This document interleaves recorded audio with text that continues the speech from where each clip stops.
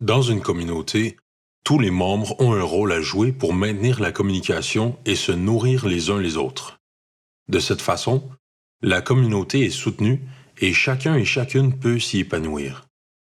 Cependant, les personnes en situation de handicap se heurtent à des situations d'exclusion. Souvent, on néglige de penser à elles pour accomplir des tâches pour lesquelles elles sont qualifiées. Ou encore, elles n'ont pas accès à des moyens de transport pour se rendre là où elles doivent aller.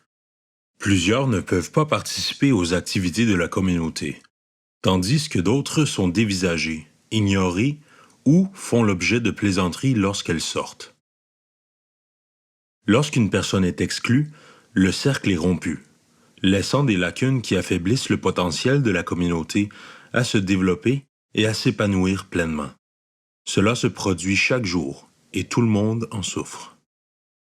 La première étape pour résoudre ce problème réside dans le Nisidotam, qui consiste à se comprendre en apprenant les uns des autres. Dans chaque famille, communauté et nation, toutes les personnes ont la responsabilité fondamentale de se soutenir les unes les autres.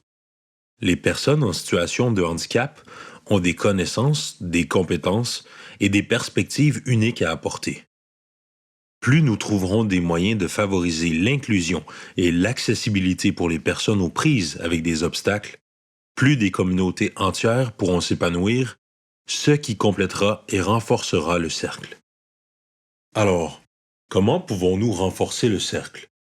La première étape consiste à comprendre ce qu'est le handicap. Qu'est-ce que le handicap? Une personne en situation de handicap a au moins une condition qui affecte son corps ou son esprit. Cette condition peut rendre plus difficile l'exercice de certaines activités. Elle peut également nuire à l'épanouissement au sein de la famille ou de la communauté en raison d'obstacles tels que le manque d'information, la stigmatisation ou l'inaccessibilité des infrastructures et des activités. Vivre avec une différence. Comment les gens vivent-ils leur handicap au quotidien? Les personnes en situation de handicap présentent une ou plusieurs différences dans la façon dont elles traitent l'information et interagissent avec le monde. Ces différences sont souvent classées en 6 catégories, qui permettent d'en comprendre les traits communs. Ces catégories sont les suivantes. Les troubles du développement peuvent perturber le traitement sensoriel, le développement du langage, l'apprentissage, la motricité et l'autonomie, et ainsi provoquer des différences significatives. Les problèmes de santé mentale peuvent affecter l'humeur, la pensée et le comportement. La condition physique influe sur la motricité, la capacité physique, l'endurance ou la dextérité. Les troubles de l'apprentissage peuvent nuire à la capacité d'une personne à organiser, mémoriser, comprendre ou utiliser des informations. Les troubles sensoriels affectent le sens et la façon dont une personne recueille les informations du monde qui l'entoure. Les maladies chroniques persistent sur une longue période et affectent souvent le fonctionnement d'une personne d'une manière ou d'une autre. Barrières et accessibilité. La meilleure façon de savoir comment soutenir les personnes en situation de handicap est de leur parler afin de comprendre leurs besoins. Plusieurs personnes ne se rendent pas compte que les personnes en situation de handicap rencontrent souvent des obstacles lorsqu'elles essaient de participer à la vie de la communauté et d'obtenir des services. En nous concentrant sur l'accessibilité, nous commençons à faire tomber les barrières physiques dans nos communautés.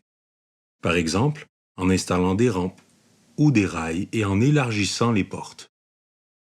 Cependant, de nombreux handicaps sont invisibles. Certaines personnes portent les blessures invisibles de la colonisation, du racisme et de la discrimination. Même si ces conditions invisibles peuvent avoir un impact important sur la vie d'une personne, elles ne sont souvent pas considérées comme valables ou nécessitant un soutien. De la même manière que nous faisons tomber les barrières physiques, nous avons la responsabilité collective de faire tomber les barrières dans les attitudes qui font obstacle à l'accessibilité pour celles et ceux qui présentent des conditions invisibles. Soutien. Comment pouvons-nous soutenir les membres du cercle afin de les rendre forts et résilients? L'accès aux soins traditionnels peut favoriser le bien-être mental, physique, émotionnel et spirituel, ainsi que le rétablissement des liens familiaux et communautaires et du bien-être général. Pour certaines personnes, un soutien professionnel peut les aider à prendre soin d'elles-mêmes, à gérer les effets d'une déficience, à accéder à l'apprentissage, à franchir des étapes de développement ou à recevoir des conseils utiles pour leur progrès personnel. Nos ressemblances. Dans le cercle, nous sommes tous égaux. Nous sommes tous confrontés à des défis. Alors pourquoi de nombreuses personnes en situation de handicap sont-elles isolées et exclues? Comme une pièce de monnaie à deux faces, d'un côté, les personnes en situation de handicap ont des différences, mais de l'autre, elles sont semblables à n'importe qui. Comme tout le monde, les personnes en situation de handicap ont des aptitudes et contribuent à la richesse et à la diversité de leur famille, communauté et nation. Comme tout le monde, les personnes en situation de handicap s'épanouissent lorsqu'elles sont valorisées et incluses. Vivre en équilibre, le cercle d'influence. Toutes les personnes, quelle que soit leur situation, ont besoin de pouvoir vivre en équilibre afin de progresser sur le chemin de la vie, de trouver un sens et un but et de développer un sentiment d'appartenance envers la collectivité. Défenseur de droits de la personne, allié et professionnel de soutien.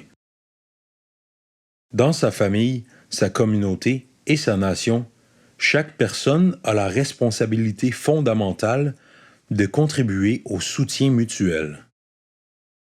Les personnes en situation de handicap ont des connaissances, des compétences et des perspectives uniques à apporter. Plus nous trouverons de moyens de créer l'accessibilité et l'inclusion pour les personnes confrontées à des obstacles, plus les communautés entières prospéreront. Le cercle s'en trouvera ainsi complété et renforcé.